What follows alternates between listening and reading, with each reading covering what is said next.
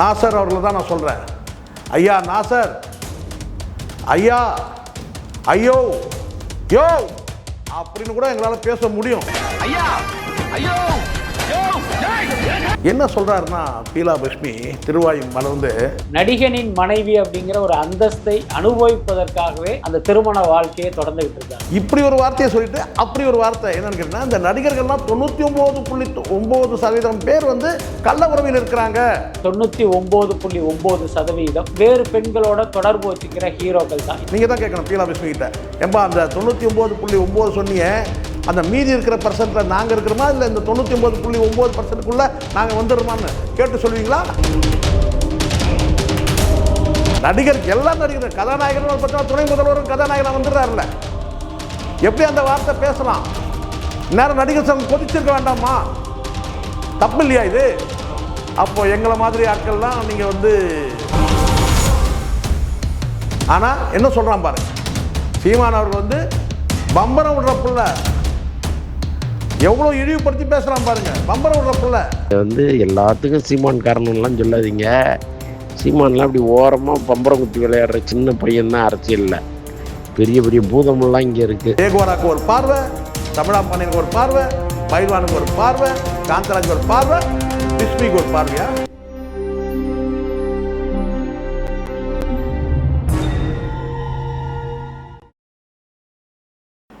ஆடுகளம் cinema நேயர்களுக்கு என் அன்பான வணக்கம். இந்த வீடியோவை யார் பார்க்குறாங்களோ யார் பார்க்கலையோ, தயவு செய்து சினிமா துறையை சார்ந்தவர்கள், குறிப்பாக நடிகர்கள் கவனமாக பாருங்கள். குறிப்பாக நடிகர் சங்கத்தை சார்ந்த நிர்வாகிகள் ரொம்ப ரொம்ப கவனமாக பாருங்கள். அண்ணன் நாசர் அவர்கள் நடிகர் சங்க தலைவர், தென்னிந்திய திரைப்பட நடிகர் சங்க தலைவர், அவர் ரொம்பவே கவனமாக இந்த வீடியோவை பார்க்கணும்னு நான் கேட்டுக்கிறேன். அண்ணன் நாசர் அவர்களை பொறுத்த வரைக்கும் என்னை விட கிட்டத்தட்ட ஒரு 12 வயது மூத்தவர். அவர் 58 பிறந்திருக்கார், நான் 70 தான் பிறந்தேன். 12 வயது மூத்தவர். அதனால் அண்ணன்ற வார்த்தையை நான் வந்து இங்கே பயன்படுத்துகிறேன். அண்ணனுடைய படம், நிறைய படம் நான் பார்த்துருக்கேன். நான் சொல்லி தான் அண்ணன் நாசர் வந்து சிறந்த நடிகரா அப்படின்லாம் கிடையாது, எல்லாருக்கும் தெரியும். மிகச்சிறந்த நடிகர். அவர் நடித்த படங்களே எனக்கு 2 படம் எனக்கு ரொம்ப பிடிக்கும். எங்கள் தந்தையாருக்கு வந்து ஒரு படம் பிடிக்கும். நாயகனில் அவர் வந்து அந்த போலீஸ் அதிகாரியாக நடந்து வர அந்த காட்சிலாம் எங்கள் அப்பா சிலாகிச்சிருக்கார். அருமையாக நடிக்கிறான். சின்ன பையன், யாரோ வெடன்னு ஒரு ஒல்லியாக ஒரு பையன் வந்திருக்கான், அருமையாக நடிக்கிறான். போலீஸ்னால் அப்படி தானே நடிக்கிறான் அப்படின்னு ஒரு, அதுக்கு பிறகு தான் நாசர் எனக்கு முதல் அறிமுகமே அப்படி தான். அண்ணன் விட்டல, அண்ணன் நாசர். இப்போது நான் 2 படம் சொல்லேன். அந்த படம் அநேகமாக எல்லாருக்குமே பிடிக்கும். ஒன்று அண்ணன் நாசர் அவர்கள் நடித்த அவதாரம் படம், கதாநாயகன் நடிச்சிருப்பார். இன்னொன்று வந்து வில்லன், அது தேவர் மகன். தேவர் மகன் படத்தில் அந்த வில்லன் கேரக்டரு சான்ஸே கிடையாது. வேறு யாரும் அப்படி ஒரு வில்லனை பார்க்கவே முடியாது. அந்த அளவுக்கு வந்து அற்புதமாக நடிச்சிருப்பார் அந்த கேரக்டரில். அதுவும் கமலுக்கு ஈடு கொடுத்து நடிக்கிறது சாதாரண விஷயம் கிடையாது. ஒரு வில்லன் கேரக்டரில் அப்படி எல்லாரையும் தூக்கி அடிச்சிடுவார். ஒரு கட்டத்தில் சிவாஜி அவர்களே வந்து இந்த நடிப்பை பார்த்து என்ன சொல்லியிருப்பாருன்னு எனக்கு தெரியல, அந்த அளவுக்கு நடிச்சிருப்பார். குறிப்பாக ஒரு காட்சியில் வந்து ஒரு அந்த பஞ்சாயத்து நடக்கிற இடத்துல, ஐயா தேவரையா, ஐயா, ஐயோ, யோ அப்படின்னு ஒரு குரல் கொடுப்பாரு பாருங்க.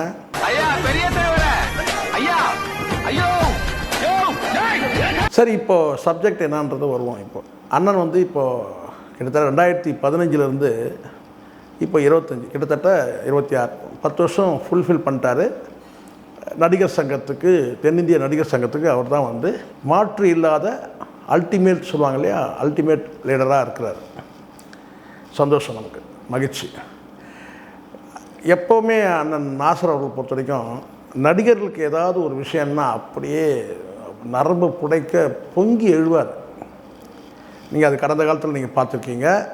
பெரியவர் காந்தராஜ் அவர்கள் திராவிட பாரம்பரியத்தில் வழிவந்தவர். அவர் வந்து நடிகைகள் குறித்து ஏதோ ஒன்று சொல்ல போக அது வந்து இழிவுபடுத்துகிற மாதிரி ஆயிடுச்சுன்னு சொல்லிட்டு ரோகிணி அவர்கள் புகார் கொடுக்க, அது வந்து பார்த்திங்கன்னா வந்து கிட்டத்தட்ட அவருக்கு வழக்கும் பதிவு செய்து கிட்டத்தட்ட அவர் வந்து ஒரு மாதமாக வந்து அலக்கழிக்கப்பட்டார்னு வச்சுக்கோங்களேன். அதாச்சு. அதுக்கு பிறகு பார்த்திங்கன்னா அடுத்தது அண்ணன் நாசர் அவர்கள் வந்து என் மீது வந்து காவல் நிலையத்தில் புகார் கொடுத்தாரு, அது பண்ணார், இது பண்ணார், அறிக்கை விட்டார். இவெல்லாம் ஒரு பத்திரிகையாளர்னா, ஏன்னா என்னை பற்றி அவருக்கு தெரியாதுல்ல. ஏன்னா நான் பத்திரிகை துறையில் வரும்போது அவர் சினிமா நடிகராகவே இல்லை. செங்கல்பட்டில் ஏதாவது வந்து வாய்ப்பு கிடைக்குமான்னு சொல்லி செங்கல்பட்டுலேருந்து வந்து இங்கே தேடிட்டு இருந்தார். அவர் சினிமாவில் வாய்ப்பு கிடைக்க மாட்டேன். நான் வந்து ஃப்ரண்ட் மீடியாவில் வந்துட்டேன். அப்போ அதனால் அவருக்கு தெரிஞ்சிருக்கிறதுக்கான வாய்ப்பு இல்லை. ஏன்னா நம்ம வந்து தொழிற்சங்க பத்திரிகை, அரசியல் பத்திரிகைன்னும் போது சினிமா பத்திரிகையாளர்னால் அவருக்கு தெரிஞ்சிருக்கும் போல இருக்குது. ஏன்னா சினிமா பத்திரிகை தாண்டி அவர் வேறு எதுவும் தெரியாது போல இருக்குன்னு நினைக்கிறேன். அதனால் வந்து அவர் ஒரு பத்திரிகையாளர்ன்ற பெயரில் கேரில்னாரு. அது என்னோடய டாக்குமெண்ட்ரி வரும்போது தெரிஞ்சுப்பார். சரி, இது பக்கம் இருக்கட்டும். இப்போ என்னென்னா, அவர் வந்து விஷால் அவர்கள் மீது வந்து நான் வந்து கடுமையான ஒரு குற்றச்சாட்டை சொல்லிட்டேன் அப்படின்னு சொல்லிட்டு ஒரு புகார் கொடுத்தாரு. அது வந்து விஷால் கொடுக்கல புகார், என் தம்பி. அதனால் விஷால் வந்து புகார் தரல. விஷால் சார்பாக வந்து நடிகர் சங்கம் வந்து புகார் கொடுத்தது. அது புகார் பதிவு செய்யப்பட்டது. அதுக்கப்புறம் அது வந்து பார்த்தீங்கன்னா வந்து உயர்நீதிமன்றத்தில் போய் நான் வந்து முன்ஜாமீன் பெற்றேன். அந்த முன்ஜாமீனில் கூட வந்து பார்த்திங்கன்னா நான் எதுவும் தவறாக எதுவும் பேசலைன்றது தான் நான் சொல்லி தான் முன்ஜாமீன் பெற்றேன். தவிர மன்னிப்பு கேட்டோ பொது மன்னிப்பு கேட்டோலாம் வாங்கலை. அதையும் கூட தெரியாமல் அதையும் குறையுமா அவர் சொல்லிட்டு இருந்தார். சரி, அதெல்லாம் ஒரு பக்கம் இருக்கட்டும். அண்ணன் வந்து எப்பவுமே சில கவனக்குறையெல்லாம் வரும். இப்படி வந்து நடிகர்கள் மீது ஏதாவது ஒரு இதுன்னா பொங்கி எழுந்துடுவார் அண்ணன். பயங்கரமான ஒரு கோபம் வந்துடும். ஏன்னா ஒரு 10 ஆண்டு காலம் நான் வந்து ஒரு நடிகர் சங்கத்துக்கு வந்து ஒரு அல்டிமேட் லீடராக இருக்கிறேன். இவனுங்கெல்லாம் என்ன இஷ்டத்துக்கு பத்திரிகையாளர் சொல்லிட்டு அவன் வந்து பேசுகிறான் அப்படின்னு சொல்லிட்டு. அது மாதிரி நிறைய தடவை வந்து பார்த்தீங்கன்னா பைல்வான் ரங்கநாதன் அவர்களுக்கும் இவர் வந்து நோட்டீஸ் அனுப்புறது, அது பண்ணுறது, இது பண்ணுறது, அதெல்லாம் பண்ணிட்டு இருந்தார் பைல்வான் ரங்கநாதன். அடுத்த கட்டமாக வந்து பார்த்தீங்கன்னா தமிழா பாண்டியன் மீதும் வந்து அவர் ஏதோ வந்து நடிகர்களை இழிவுபடுத்தினார்னு சொல்லிட்டு அவர் மீதும் வந்து காவல்துறையில் கமிஷனர் ஆஃபீஸில் புகார் கொடுத்து அதுக்கப்புறம் அவர் வந்து இருக்கிறார். இப்படி அண்ணனுடைய பணிகள் வந்து நடிகைகள் மீது ஏதாவது ஒரு சின்னதாக ஏதாவது வந்து ஒரு அவமானமோ ஒரு இழி சொல்ல வந்துடுச்சுன்னா பொங்கிடுவார் அண்ணன்.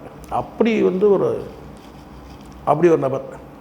இல்லை, என்ன ஒரு விஷயம்னு கேட்டிங்கன்னா, இப்படியெல்லாம் வந்து பொங்கக்கூடிய நபர் நடிகர்கள் மீது ஏதாவது ஒரு அவப்பெயர் வந்துடுச்சுனாலோ இல்லை இழி சொல் வந்தாலோ தாங்க முடியாத உறக்கமில்லாமல் தவிக்கக்கூடிய அண்ணன் நாசர், இந்த பீலா பிஸ்மின்னு ஒருத்தர் இருக்கிறான். அவன் ஒரு வார்த்தை சொல்கிறான். அந்த வார்த்தையை வந்து பார்த்திங்கன்னா உங்களுக்கு வந்து இந்த காணொலியிலேயே வந்து உங்களுக்கு வந்து வீடியோ போட முடியாது. வாய்ப்பு இருந்தால் வீடியோ போடுறேன், ஆடியோவை நான் வெளியிடுறேன், தாராளமாக கேட்டுக்கலாம். அது என்ன சொல்கிறான்றதை மட்டும் நீங்கள் கேளுங்க. நான் வீடியோவை நான் காட்டுறேன். வீடியோ வந்து ஒரு என்ன சொன்ன ஒரு கிளிப்பிங் வரும். ஆனால் வந்து முழுமையாக அவர் என்ன சொல்கிறாருன்றதை கேட்டிங்கன்னா ரொம்ப ஆச்சரியமாக அதிர்ச்சி ஆகிடும் உங்களுக்கு.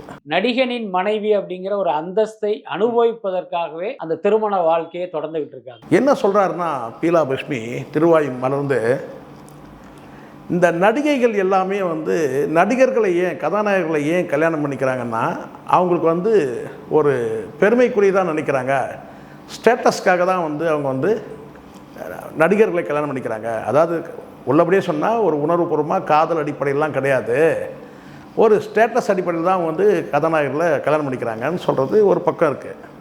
இன்னொரு ஸ்டெப்பு போயிட்டு என்ன சொல்கிறாருன்னா, இந்த நடிகர்கள்லாம் 99.9%, நல்லா கவனிங்க, நடிகர்கள் எல்லாருமே 99.9% பேர் கள்ள உறவில் இருக்கிறாங்க. எப்படி அவர் சொல்லக்கூடியது, பீலா பிஸ்மி சொல்லக்கூடிய வார்த்தை என்னென்னா, ஒரு நேர்காணலில் அவர் என்ன சொல்கிறாருன்னா, இந்த நடிகர்கள் எல்லாருமே நடிகைகள் வந்து நடிகர்களை கல்யாணம் பண்ணிக்கிறது ஒரு ஸ்டேட்டஸ்க்காக தான் பண்ணிக்கிறாங்க. அங்கே அன்போ காதலோலாம் கிடையாது. கணவன் மனைவி உறவுக்கெல்லாம் பண்ணிக்கல. கணவன் மனைவி உறவு உன்னதமான உறவு அதுக்காக பண்ணிக்கல. பாதுகாப்பு கூட பண்ணிக்கல. கௌரவத்துக்காக வந்து 2வது திருமணம்லாம் கூட பண்ணிக்கிறாங்க இல்லையா, அதை சொல்கிறார் அவர். சரி, அது ஒரு பக்கம் போட்டுங்க. ஆனால் நடிகர்களை சொல்லும்போது அவர் என்ன சொல்கிறாருன்னா, இப்படி ஒரு வார்த்தையை சொல்லிட்டு அப்படி ஒரு வார்த்தை என்னன்னு கேட்டீங்கன்னா, இந்த நடிகர்கள்லாம் 99.9% பேர் வந்து கள்ள உறவில் இருக்கிறாங்க. 99.9% வேறு பெண்களோட தொடர்பு வச்சுக்கிற ஹீரோக்கள் தான். அப்ப அந்த கள்ள உறவில் யாரோட இருப்பாங்க? கள்ள உறவில் யாரோட இருப்பாங்க? கதாநாயகர்களோடு தானே இருப்பாங்க. தானே உண்மை. கள்ள உறவுன்னு சொல்கிறதே தப்பு. நடிகர்களுக்கு, ஒட்டுமொத்த நடிகர்களுக்கும் இது வந்து அவமானம். ஏன்னா 99.9% பேர் கள்ள உறவில் இருக்கிறாங்கன்றான் பீலா பிஸ்மி. இது அண்ணனுக்கு தெரியாதா? நான் கேட்குறேன், அண்ணன் நாசருக்கு. அண்ணன் நாசர் வந்து இந்நேரம் பொங்கி எழுந்திருக்கணுமா? பேசி 4 நாள் ஆகுதுங்க, வைரல் ஆகிடுச்சிங்க. அதுவும் வந்து பார்த்திங்கன்னா அந்த குறிப்பிட்ட சேனல் வந்து பார்த்திங்கன்னா அதை வந்து ஷார்ட்ஸ் கட் பண்ணி ஃபுல்லாக ரீல்ஸில் ஓடிட்டுருக்குங்க. அப்போ ஒட்டுமொத்த நடிகர்களின் அல்டிமேட் லீடர் நாசர், அண்ணன் நாசர் என்ன பண்ணோம்? இந்நேரம் பொங்கி எழுந்திருக்க வேண்டாமா? இந்நேரம் வந்து பீலா பிஸ்மி மீது வந்து பார்த்தீங்கன்னா புகார் தந்திருக்க வேண்டாமா? ஏன் சார் கடந்து போகிறீங்க? காந்தராஜ் தலை காஞ்சி போயிருக்கு. சமூகத்திலையும் கூட பார்த்தீங்கன்னா பாவம், ஒரு ஏதோ முதலியார் சமூகம்னு சொல்கிறாங்க, மைனாரிட்டி தானே, அவர் வந்து ஈஸியாக நம்ம புகார் கொடுத்துடலாம், யார் கேட்க போகிறாங்க அப்படின்னு ஒன்று இருக்கலாம் ஒரு வேலை.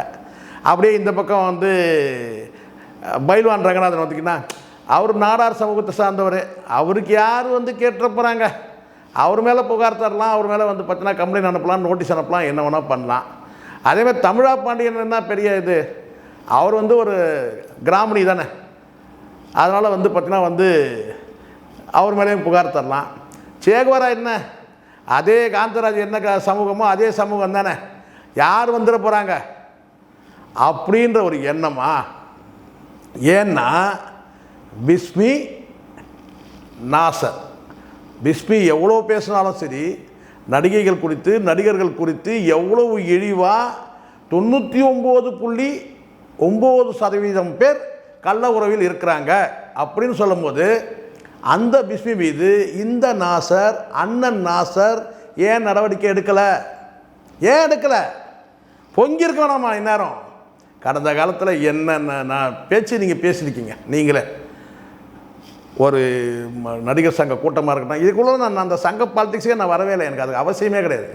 எனக்கு அதுக்கு அது எனக்கு கேள்வியே கிடையாது. அந்த சங்கத்துக்குள்ளே நீங்கள் இருக்கேன்னா அதெல்லாம் எனக்கு தேவையில்லை. இன்றைக்கி அண்ணன் நாசர் 10 வருஷமாக அதுக்கு வந்து தலைவராக இருக்கிறாரு. எங்கள் மீதெல்லாம் வந்து வழக்கு தொடுத்துருக்கிறாரு.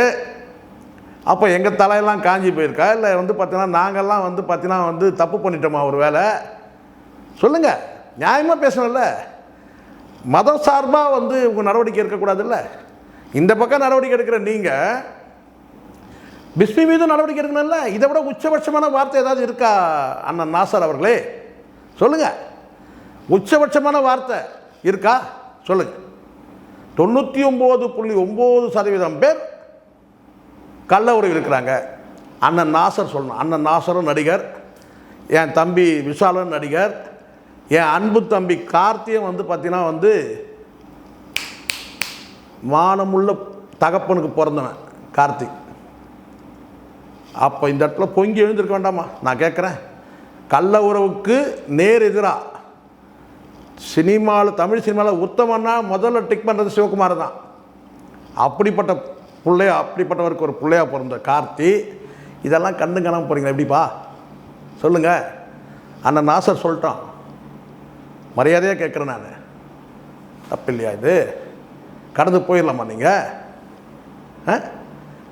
அப்படியே நீங்கள் வந்து கடந்த காலத்தில் வந்து இதே நடிகர் சங்கம் எத்தனை பேர் மீது நடவடிக்கை எடுத்திருக்கீங்க?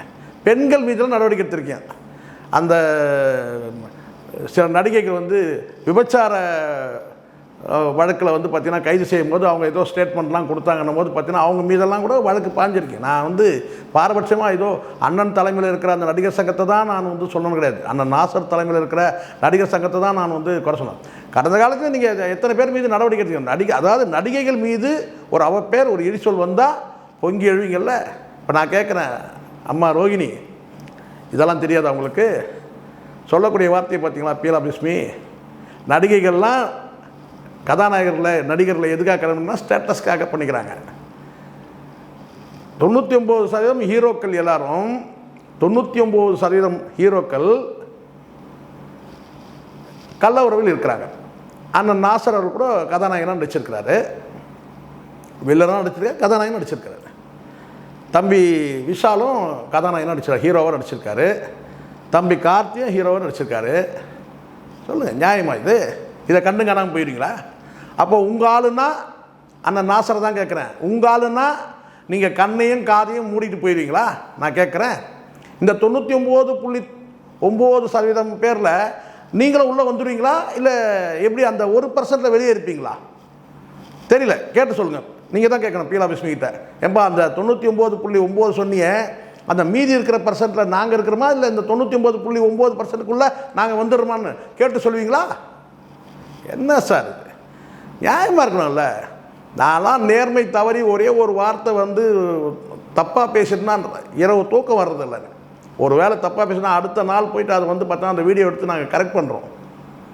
அந்த வீடியோ போட்டால் கூட பார்த்தீங்கன்னா அதை நிறுத்துகிறோம். நாங்கள் நிறுத்திட்டு அதை பார்த்தீங்கன்னா அதை ப்ரைவேட் பண்ணிட்டு வேறு வீடியோ போடுறோம். ஒரு சின்ன வார்த்தை வந்தால் கூட இது தப்பு இல்லையா? 4 நாளாக வந்து வைரல் ஆகிட்டுருக்கு. நீங்கள் என்னென்னா அப்படியே வேடிக்கை பார்த்து கடந்து போயிட்டுருக்கீங்க. திட்டமிட்டே வந்து இன்னொரு படி மேலே சொல்கிறேன், இன்னொரு படி மேலே இந்த இடத்துல இதை சொல்லியே தீரணும்.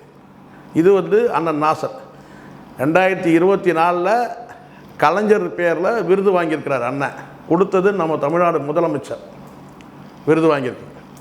இதே இந்த பீலா பிஸ்மியும் இந்த அந்தப்புறம் அந்தனனும் கடந்த 2 நாளாக சங்கீதா அவர்கள், ஒரு நடிகரின் மனைவி சங்கீதா அவர்கள் விவாகரத்து வழக்கில் திட்டமிட்டே முதலமைச்சர் குடும்பத்தையும் முதலமைச்சருடைய மூத்த சகோதரியும் இழுக்கிறாங்க. இதே இந்த 2 நபர்கள், இந்த பீலா பிஸ்மியும் அந்தப்புறம் அந்தனன். அண்ணன் நாசர் இதுக்கு என்ன பதில் சொல்கிறார்? சரி, அண்ணன் நாசர் கூட விட்டுருங்க. அண்ணன் பூச்சி முருகன் இருக்கார்ல, பூச்சி முருகன் அண்ணன் வந்து பார்த்தீங்கன்னா ராஜ விசுவாசி, முதலமைச்சருக்கு நேராக இருக்கக்கூடியவர். இது வரைக்கும் எடுத்த நடவடிக்கை என்ன? நீங்கள்லாம் நடிகர் சங்கத்தில் முக்கிய பொறுப்பில் இருக்கிறார் அண்ணன் பூச்சி முருகன் இருக்கிறாரு, முதலமைச்சருக்கு நேராக இருக்கக்கூடியவர். என்ன பண்ணுறீங்க? திட்டமிட்ட ஒரு நடிகரின், நல்லா கவனிங்க, இது வந்து தனிப்பட்ட நடிகரின் மனைவி, அதுவும் யார் சாதாரண நடிகர் கிடையாது, சாதாரண நடிகர் கிடையாது. அவர் வந்து பார்த்தீங்கன்னா மெகா ஸ்டார், சூப்பர் ஸ்டார். அவங்க நடிகரின் மனைவி விவாகரத்து வழக்கில் முதலமைச்சருடைய மூத்த சகோதரியை கொண்டு வந்து இதில் இழுத்து வந்து உள்ளே ஜாயின் பண்ணுறானுங்க. அவங்க தான் இதுக்கு வந்து தூண்டி விட்டாங்கன்றான், நேரடியாக சொல்கிறான் பீலா பிஸ்மி. என்ன நடவடிக்கை எடுத்தீங்க? விசுவாசத்தை காட்டுமா இல்லையா? அண்ணன் பூச்சி முருகன் அவர்களை கேட்குறேன், இதுதான் ராஜ விசுவாசமா? இதுதான் ராஜ விசுவாசமா? முதலமைச்சருடைய கவனத்துக்கு இதை கொண்டு போயிருக்க வேண்டாமா? உங்களுக்கு எவ்வளோ செல்வாக்கு இருக்குது, எப்போ வேணால் சந்திக்கலாம், நீங்கள் துணை முதல்வர் சந்திக்கலாம், முதலமைச்சர் சந்திக்கலாம், நேராக இருக்கிறீங்க. ஏன், என்ன காரணம்? அந்த 99.9% யாராவது உங்கள் ஆளுங்க இருக்கிறாங்கன்றதுனால அப்படியே கடந்து போயிடுறீங்களா? கேட்க வேண்டிய சூழ்நிலை வருது இல்லை? நான் கேட்குறேன், சொல்லலாமா? நடிகர், எல்லா நடிகரும் கதாநாயகரும் பார்த்தீங்கன்னா துணை முதல்வரும் கதாநாயகனாக வந்துடுறாருல, எப்படி அந்த வார்த்தை பேசலாம்? நேரம் நடிகர் சங்கம் கொதிச்சிருக்க வேண்டாமா? தப்பு இல்லையா இது? அப்போ எங்களை மாதிரி ஆட்கள்லாம் நீங்கள் வந்து தலை காஞ்சி போயிருக்கு, கேட்கறதுக்கு ஆள் கிடையாது. இன்னொரு ஆடியோ இருக்குது. அந்த ஆடியோவில் நாம் தமிழர் சீமான் குறித்து இந்த அந்தப்புறம் அந்தணன் என்ன பேசுகிறான்னு மட்டும் கேளுங்க. சீமான் அவர்களை எவ்வளவு தரம் தாழ்த்தி ஒரு வார்த்தையை சொல்கிறான், அந்த ஒரு மாநாட்டை எப்படி சிறுமப்படுத்தி பேசலாம். இவங்கெல்லாம் சினிமா பேசக்கூடிய ஒரு கிசு கிசு பத்திரிகையாளர் இவங்கெல்லாம். ஆனால் என்ன சொல்கிறான் பாருங்கள், சீமான் அவர்கள் வந்து பம்பரம் விடுற பிள்ளை, எவ்வளோ இழிவுபடுத்தி பேசுகிறான் பாருங்க, பம்பரம் விடுற பிள்ளை. ஆக்சுவலாக காங்கிரஸ் அழிஞ்சு பல வருஷம் ஆச்சு. சீமான் வர்றதுக்கு முன்னாடியெல்லாம் காங்கிரஸ் அழிஞ்சிருச்சு. அதனால் நீங்கள் வந்து எல்லாத்துக்கும் சீமான் காரணம்லாம் சொல்லாதீங்க. சீமான்லாம் அப்படி ஓரமாக பம்பரம் குத்தி விளையாடுற சின்ன பையன்தான் அரசியலில். பெரிய பெரிய பூதமெல்லாம் இங்கே இருக்குது. இந்த எலெக்ஷனுக்கு பிறகு எல்லாம் ஊதி தள்ளிட்டு போக போகிறானுங்க. அதெல்லாம் ஒரு கட்சியே கிடையாது. ஏன் இதே வந்து பீலா பிஸ்மி சொல்லியிருக்கான், அதெல்லாம் ஒரு கட்சியா? அவங்களாம் விஜயை கம்பேர் பண்ணும்போது சீமான்லாம் ஒரு ஆளே கிடையாது. நீங்கள் அப்படி கூட சொல்லுங்கள் சார். ஆனால் வார்த்தை பிரயோகம், எந்த வார்த்தையை போடுறது? அரசியலில் வந்து பம்பரம் விடுற பையன், சின்ன பையன், இதெல்லாம் வந்து எப்படி பாருங்கள்.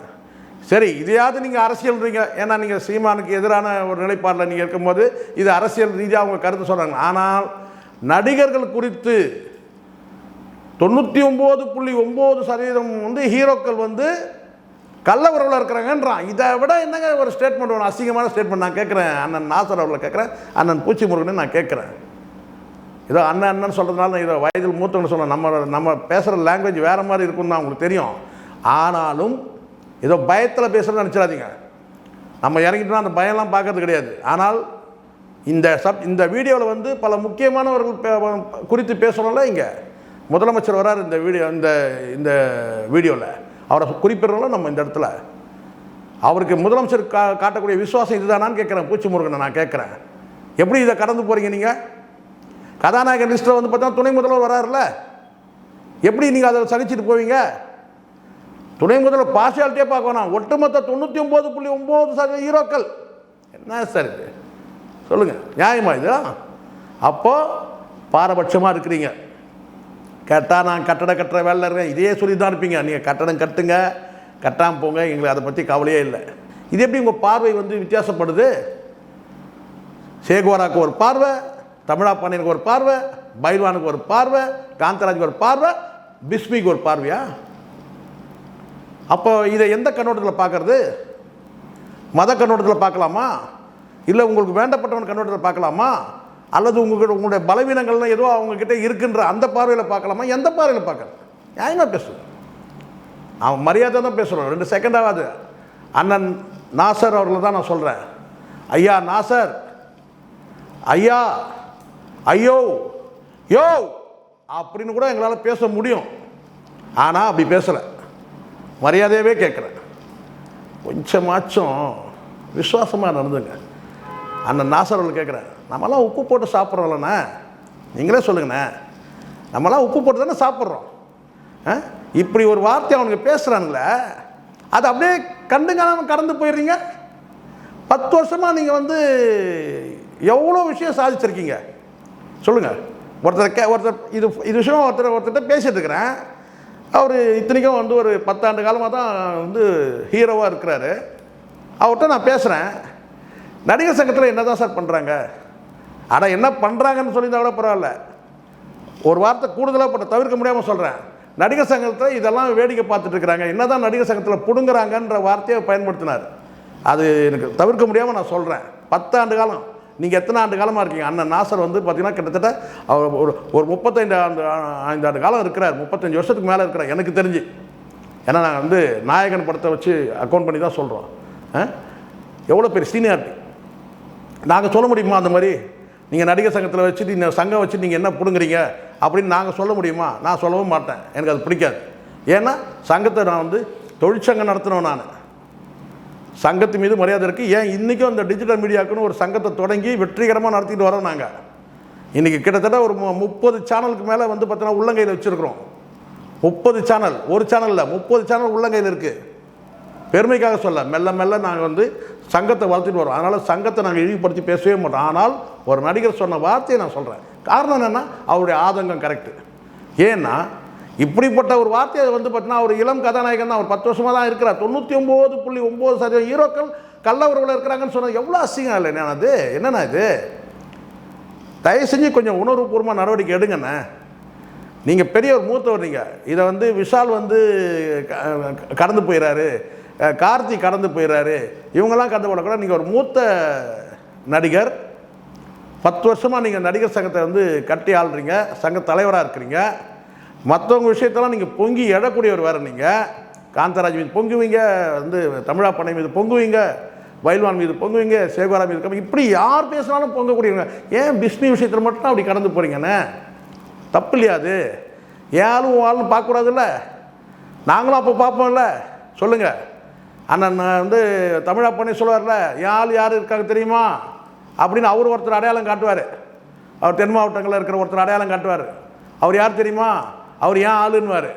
அண்ணன் பைல்வான் ரங்கநாத் சொல்லுவார், ஆமாம் ஆமாம் அவர் சொல்லுவார், இவர் யார் தெரியுமா? ஏன் ஆளுன்னுவார். இப்போ நான் கூட சொல்வேன், இவர் யார் தெரியுமா? ஏன் ஆளு தான் அப்படின்னு. இங்கே சாதியெல்லாம் பார்க்கக்கூடாதுண்ணே. நான் இந்த சமூகத்தை சார்ந்தவன், இந்த சாதியை சார்ந்தவன், எனக்கு இவர் இருக்கிறாரு, அவர் இருக்கிறாரு அப்படின்னு என்னால் சொல்ல முடியும். ஆனால் இது வரைக்கும் நாங்கள் சாதி குறித்து எங்கேயும் அறிமுகப்படுத்திகிட்டே கிடையாது. நாங்கள் சாதியை கடந்து தான் இன்றைக்கி நாங்கள் இங்கே பயணிக்கிறோம். உங்களுக்கு அந்த பார்வை வரக்கூடாதுல்ல, இவன் யார் நம்ம ஆள், அவன் அவங்க ஆள், அந்த பார்வை வரக்கூடாது.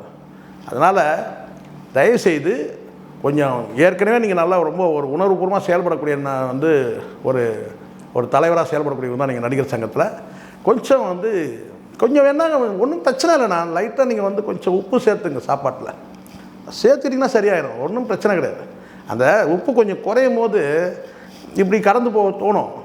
கொஞ்சம் உப்பு லைட்டாக கொஞ்சம் சேர்த்துங்க சாப்பாட்டில், சேர்த்திங்கன்னா அப்போ பார்த்திங்கன்னா சரியாக நடவடிக்கை எடுக்கலான்ற தோணும். அண்ணன் அவர்களுக்கு நன்றி, வணக்கம். ஆடுகளம் சினிமா நேயர்களுக்கு என் அன்பான வணக்கம்.